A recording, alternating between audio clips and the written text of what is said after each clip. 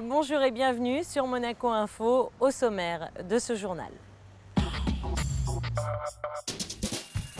La traditionnelle conférence de presse du Printemps des Arts a présenté l'édition 2013 au Salon des Jeux du Casino de Monte-Carlo. L'ambassadeur Lunch met à l'honneur la Serbie pour son 3e rendez-vous annuel. Autre grand rendez-vous, la réunion d'information et d'organisation liée au prochain Téléthon qui aura lieu cette année les 7 et 8 décembre prochains. Coup de projecteur sur les œuvres de l'artiste américain Tom Hotterness qui sont exposées jusqu'à la fin du mois de novembre à la galerie Marlborough. La traditionnelle conférence de presse du Printemps des Arts a eu lieu ce jeudi au Salon du Casino de Monte-Carlo pour présenter l'édition 2013.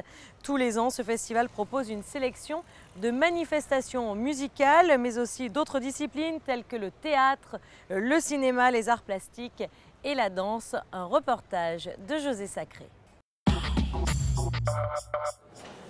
Au Casino de Monte-Carlo, ce jeudi 11 octobre, Marc Monet, directeur du Printemps des Arts de Monte-Carlo, a présenté l'édition 2013 de ce festival qui, du 13 mars au 14 avril, en 5 week-ends, proposera plus de 20 concerts. Le festival du Printemps des Arts de Monte-Carlo est un festival qui se déplie, s'invente, se construit autour d'un mot. Le mot diversité me vient assez rapidement à la bouche. Je crois que le plaisir de la musique, c'est un plaisir qui est incommensurable. Et je crois qu'on peut le prendre par tous les bouts. C'est pour ça aussi que j'aime bien mélanger les cultures.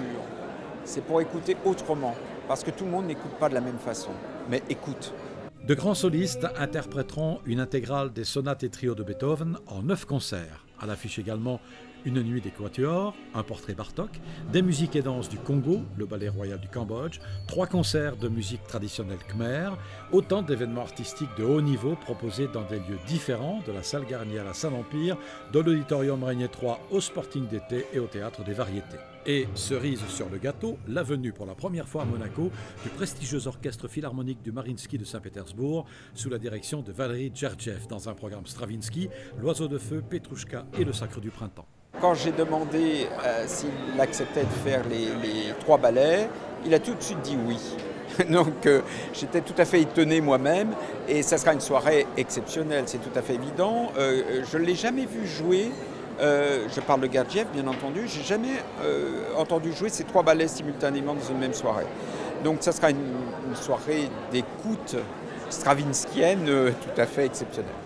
Et puis le retour du voyage surprise. Je l'avais arrêté parce que je pense que très régulièrement, il faut changer les habitudes.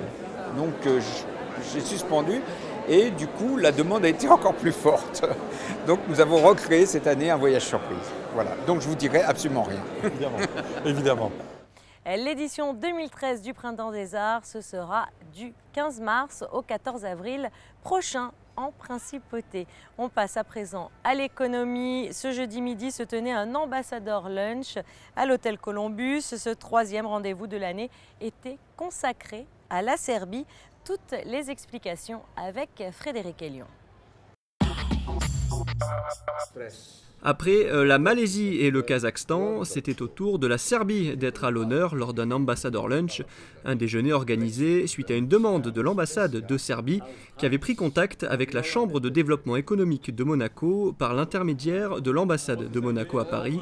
42 personnes et 26 sociétés étaient présentes. Le but de cet événement, mieux connaître l'économie serbe et développer des partenariats. La Serbie, c'est un pays qui est extrêmement intéressant, par sa position géographique, puisqu'elle est vraiment au niveau des Balkans, au milieu des Balkans. 2, par une relation spéciale qu'ils ont un contrat avec la Russie qui permet d'accéder au marché russe par l'intermédiaire de la Serbie, avec des droits de douane relativement faibles, sur de 1%. Troisièmement, c'est un pays qui a une fiscalité plutôt douce, puisque c'est entre 10% pour les individus et 15% pour les sociétés, ce qui est vraiment très faible. La Serbie présente certains avantages pour les entrepreneurs monégasques. C'est un pays à dimension humaine avec un taux de croissance moyen annuel de 6,3% ces dernières années. Les secteurs porteurs sont l'automobile, l'électronique ou encore les technologies de l'information et de la communication, des secteurs où Monaco est également très bien placé. Nous avons déjà commencé la collaboration économique avec Monaco. La principauté de Monaco est encouragée par les résultats jusqu'à là. Nous voulons présenter les possibilités dans l'économie serbe, qui est touchée par la crise comme le reste de l'Europe, mais toujours les investisseurs étrangers gagnent beaucoup d'argent dans tous les domaines de leurs propres investissements. D'autre part, nous sommes ouverts pour toutes les sortes de partenariats avec les entreprises monégasques. Et rappelons que le prochain Ambassador Lunch aura lieu le 6 décembre au Monte Carlo Bay, avec comme pays à l'honneur Hong Kong. Direction Fontvieille à présent, et plus précisément la salle du canton où a été organisée une réunion d'information et d'organisation liée au prochain Téléthon. Il aura lieu les 7 et 8 décembre prochains en Principauté. L'occasion pour les organisateurs de rencontrer les personnes souhaitant participer à ce week-end de mobilisation. Émilie Rousseau.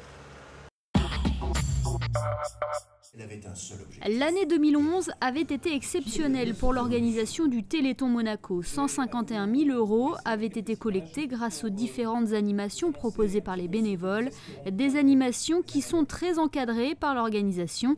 En effet, elles sont réalisées dans les règles de l'AFM pour ne pas qu'il y ait de dérive. Chaque bénévole signe d'ailleurs un contrat qui certifie que tous les fonds récoltés pendant leur animation seront bien versés au Téléthon. Mais au-delà de l'aspect logistique, cette réunion est également une rencontre humaine. C'est pas simplement mettre en place des animations et collecter des fonds, des sous, comme le disait Philippe tout à l'heure.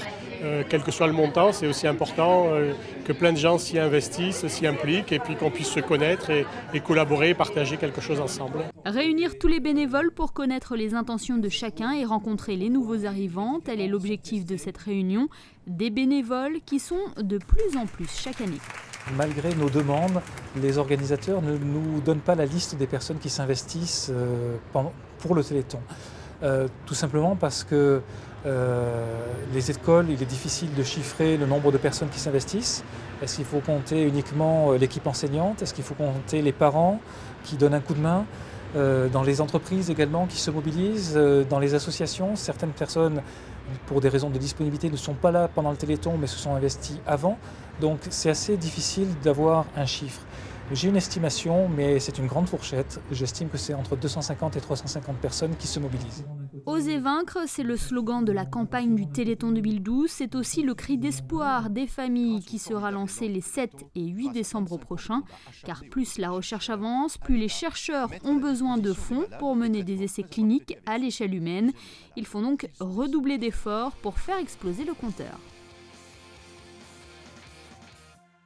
Une autre maladie fait elle aussi des ravages. Chaque année, le cancer touche de nombreuses personnes de par le monde. Le Gemluc, une association qui a pour objectif de récolter des fonds pour venir en aide aux malades et faire avancer la recherche, a convié une centaine d'artistes à l'auditorium Régnier 3 pour participer à un concours d'art contemporain. L'art contre le cancer, un rendez-vous qui ouvre ses portes aux artistes professionnels, peintres, sculpteurs, photographes. Tous ont répondu présents pour la grande joie du public. Le thème cette année, retenu couleurs du monde. 3 prix ont été décernés le 10 octobre. Le prix du Gemluc Art, le prix du jury et le prix du public. Le prix du Gemluc Art permet à l'artiste récompensé d'exposer gratuitement durant 15 jours dans une galerie monégasque. La Galerie Malboro présente en ce moment les œuvres de Tom Hotterness. Les sculptures de l'artiste américain sont exposées jusqu'à la fin du mois de novembre. Présentation de cette exposition avec Léa Bélante. Tom Hotterness expose à travers le monde. Aujourd'hui, l'artiste américain est à Monaco. Une vingtaine de ses sculptures en bronze patiné illustrent son univers insolite et propre à lui. C'est grâce à son humour que le sculpteur dénonce les faiblesses du monde actuel sans choquer ni offenser son public. C'est des messages effectivement qui parlent de la crise financière, ils parlent de la crise des subprimes, ils parlent effectivement des problèmes de la surpopulation, de la surconsommation, des problèmes de logement, la lutte des classes, du capitalisme. Donc, tout ça à travers un univers assez joyeux en fait, qui s'inspire des légendes anciennes et modernes, des dessins animés. L'univers enchanté de Tom Hotterness s'illustre aussi grâce à ses sculptures d'animaux, des ours souriants ou encore des cochons d'Inde au volant d'un camion de pompiers. L'artiste nous plonge dans un monde plaisant. Reconnu internationalement, Tom Hotterness a aussi exposé de nombreuses fois dans des lieux publics, comme des stations de métro à New York ou encore des bibliothèques. Il a cette envie effectivement de développer aussi des projets avec les écoles, avec les hôpitaux. On retrouve donc aux États-Unis, à New York, des parcs, des jardins pour enfants avec des toboggans qui ont été faits par lui. Donc c'est un univers très agréable. Mais on a effectivement derrière ce discours un petit peu plus, si on veut aller un peu plus loin, ce discours un petit peu plus dur qui critique la société. Mais en même temps, les contes de fées se terminent souvent bien, donc on a ce sentiment quand même optimiste que nous donne l'artiste et qui nous rassure. L'artiste américain Tom Hotterness expose ses sculptures figuratives à la galerie Malboro de Monaco du 11 octobre au 30 novembre. Suite à présent de notre dossier consacré à la journée européenne qui, je vous le rappelle, se déroulera ce week-end en Principauté. Aujourd'hui, coup de projecteur sur le musée d'anthropologie préhistorique qui accueillera dimanche les visiteurs. L'occasion pour les férus d'histoire de découvrir les fouilles archéologiques Léa Bélante. Le musée d'anthropologie préhistorique, fondé en 1902 par le prince Albert Ier, ouvrira dimanche ses portes au public.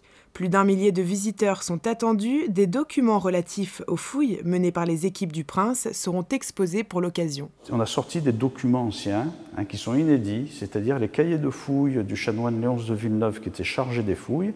Et ces documents sont mis à la disposition du public pour être vus.